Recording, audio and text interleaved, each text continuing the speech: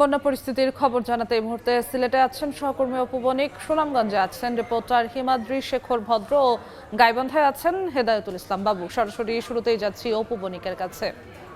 অপু,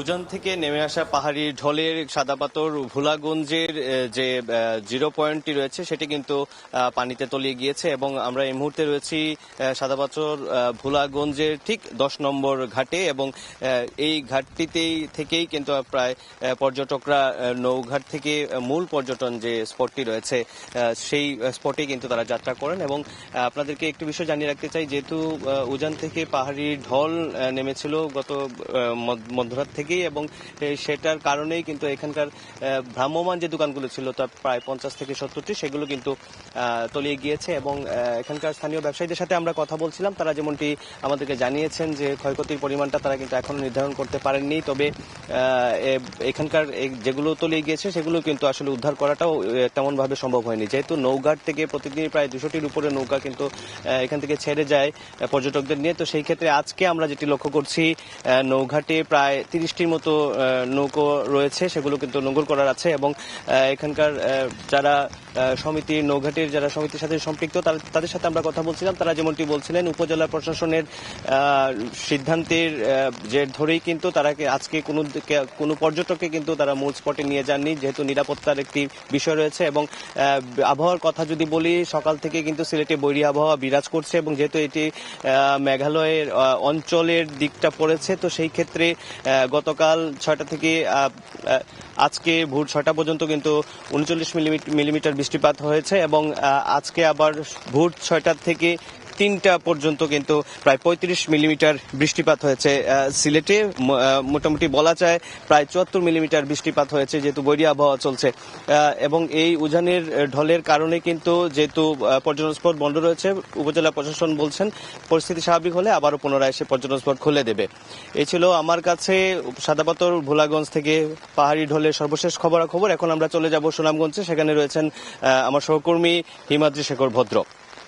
হিমাদ্রি, আমি আছি সুনামগঞ্জের বিশম্বরপুর উপজেলার মোকামবাড়ি এলাকায়। এই এলাকার যে সড়কটি, অর্থাৎ এই এলাকার পাইলপুর বিশম্বরপুর যে সড়ক, সেই সড়কের কিন্তু 2 কিলোমিটার করে প্রায় 4 কিলোমিটার অংশ পানিতে, অর্থাৎ পাহাড়ি ঢলের পানিতে নিমজ্জিত হয়ে আছে। এবং এই গতকালকে রাত্রে, অর্থাৎ গত রাত্রে মেঘালয়ের যে বৃষ্টিবহুল স্থান চেরাপুঞ্জিতে প্রায় 950 মিলিমিটার বৃষ্টিপাত হয়েছে এবং সেই 950 মিলিমিটার বৃষ্টির পানি কিন্তু সুনামগঞ্জের বিভিন্ন 7টি নদ নদী দিয়ে এই সুরমা নদীতে এসে এভাবে প্রবাহিত হচ্ছে। এবং এই সুনামগঞ্জের এই তাইরপুর বিশম্বরপুর সড়ক নয় এবং সুনামগঞ্জের যে দোয়ারা বাজার সড়কে, সেখানেও কিন্তু এভাবেই পাহাড়ি ঢল বইছে। এবং আমরা কথা বলেছিলাম পানি উন্নয়ন বোর্ডের সাথে, যে তারা জানিয়েছেন যে গত রাত্রে যে মেঘালয়ের প্রচুর বৃষ্টিপাত হয়েছে, সেই বৃষ্টিপাতের কারণে সুনামগঞ্জের 7টি সীমান্ত নদীতে পাহাড়ি ঢল নেমে এসেছে এবং সেই পাহাড়ি ঢলের কারণে কিন্তু আজকে রাস্তাঘাটগুলি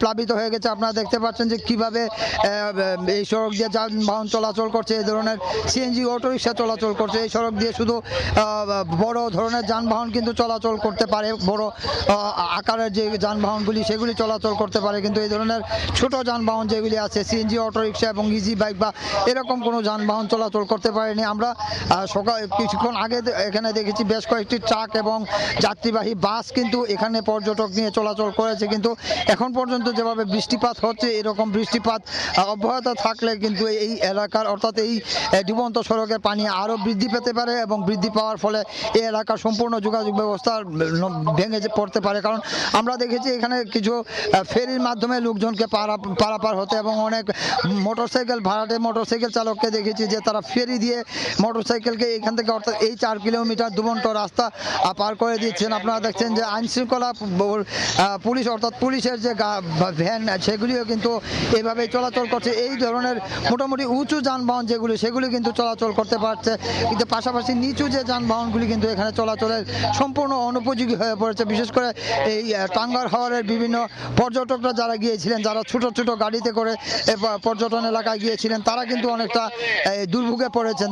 আমরা কথা বলেছিলাম এখানকার লোকজনের সাথে, তারা জানিয়েছেন যে মাত্র 4 থেকে 5 ঘন্টার মধ্যে এই পাহাড়ি ঢলে এই সড়কটি যান চলাচলের অনুপযোগী হয়ে পড়েছে এবং এই পানি এই সড়ক দিয়ে পাহাড়ি ঢলে পানি প্রবাহিত হচ্ছে। এই মুহূর্তে আমরা গাইবান্ধার বন্যা পরিস্থিতির খবর জানতে চলে যাব সহকর্মী হেদায়েতুল ইসলাম বাবুর কাছে। তিনি জানাবেন গাইবান্ধার পরিস্থিতির সবশেষ বন্যার খবর। হিমাদ্রি, আপনাকে ধন্যবাদ। তিস্তা সহ উত্তরের যে নদ নদীগুলো আছে সেই নদ নদীগুলোতেও উজানে বৃষ্টিপাত এবং পাহাড়ি ঢলের কারণে পানি বৃদ্ধি শুরু হয়েছে, পানি বাড়তে শুরু করেছে। আমরা দেখছি যে উত্তরের জেলা গাইবান্ধায় ব্রহ্মপুত্র নদ, যমুনা ব্রহ্মপুত্র নদেও পানি বাড়ছে। আমরা একটু দেখাই আপনাদেরকে। এই যে নিশ্চয়ই দেখতে পাচ্ছেন যে উজান থেকে নেমে আসা যে ব্রহ্মপুত্র নদ, সেই নদেও পানি বাড়ছে এবং ব্রহ্মপুত্র নদ এখন ধীরে ধীরে ফুলে ফেঁপে উঠতে শুরু করেছে। তবে পানি উন্নয়ন বোর্ডের কাছে আমরা আজকে জানতে চেয়েছিলাম, তারা যেটি বলছেন, পানি বৃদ্ধি অব্যাহত থাকলেও বিপদসীমার অনেক নিচ দিয়ে প্রবাহিত হচ্ছে যমুনা, ব্রহ্মপুত্র, ঘাঘট সহ গাইবান্ধার যে নদ নদীগুলো আছে সেই নদ নদীগুলো। তবে পানি উন্নয়ন বোর্ডের নির্বাহী প্রকৌশলী আমাদেরকে আরো জানিয়েছেন যে আগামী 4 দিন পর্যন্ত পানি বৃদ্ধি অব্যাহত থাকবে। তবে এখানে স্বস্তির খবর হচ্ছে, পানি বৃদ্ধি অব্যাহত থাকলেও এখনই এই নদ নদীগুলো আসলে বিপদসীমা অতিক্রম করছে না। প্রথম দফায় পানি বাড়লেও এবার নদ নদীর পানি বিপদসীমা অতিক্রম করবে না বলে তাদের কাছে পূর্বাভাস রয়েছে।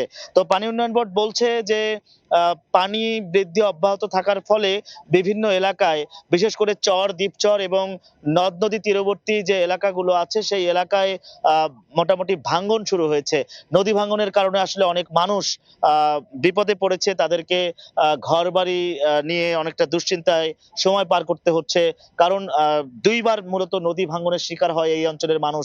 যখন নদ নদীগুলোতে পানি বাড়ে তখন একবার ভাঙ্গনের কবলে পড়তে হয়, আবার যখন পানি কমতে শুরু করে তখন আরেক দফা ভাঙ্গনের কবলে পড়তে হয়। এই হচ্ছে পানি উন্নয়ন বোর্ডের খবর। আর আমরা জানতে চেয়েছিলাম যে যদি কোনো কারণে পানি বৃদ্ধি অব্যাহত থাকার ফলে বিপদসীমা অতিক্রম করে এবং বন্যা পরিস্থিতির সৃষ্টি হয়, তখন আসলে বন্যা পরিস্থিতি মোকাবেলা করবার জন্য কি ধরনের প্রস্তুতি আছে গাইবান্ধায়, সেই বিষয়ে প্রশ্ন করেছিলাম আমরা। গাইবান্ধা সদর উপজেলা নির্বাহী কর্মকর্তা, সাগাটা এবং ফুলছড়ির সংশ্লিষ্ট কর্মকর্তাদের সাথে কথা বলেছি।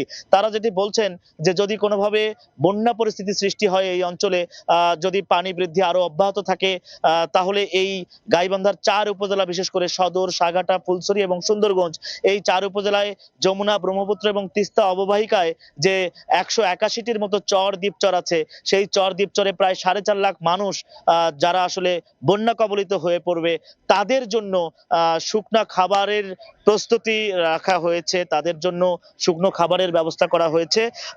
তাদের পাশাপাশি যদি কেউ বন্যায় কবলিত হয়ে পড়ে, যদি কেউ বন্যায় আক্রান্ত হয়, তাদেরকে উদ্ধারের জন্য জরুরিভাবে যে সকল পদক্ষেপ নেওয়া, নৌকা প্রস্তুত রাখা, স্পিড বোট প্রস্তুত রাখা এবং ফ্লাড শেল্টার, বন্যা আশ্রয় কেন্দ্র প্রস্তুত রাখার যে আয়োজন, সেই আয়োজন আসলে উপজেলা প্রশাসনগুলো এবং স্থানীয় জনপ্রতিনিধিদের সাথে আলোচনা করে তারা সেই আয়োজনগুলো সম্পন্ন করছেন এখনই। এই ছিল আমার কাছে বন্যার পূর্বাভাস এবং প্রস্তুতি নিয়ে সবশেষ খবর। বন্যা পরিস্থিতির খবর জানাতে যুক্ত হয়েছিলেন সহকর্মীরা। যুক্ত ছিলাম সিলেটে, সুনামগঞ্জে এবং গাইবান্ধায়।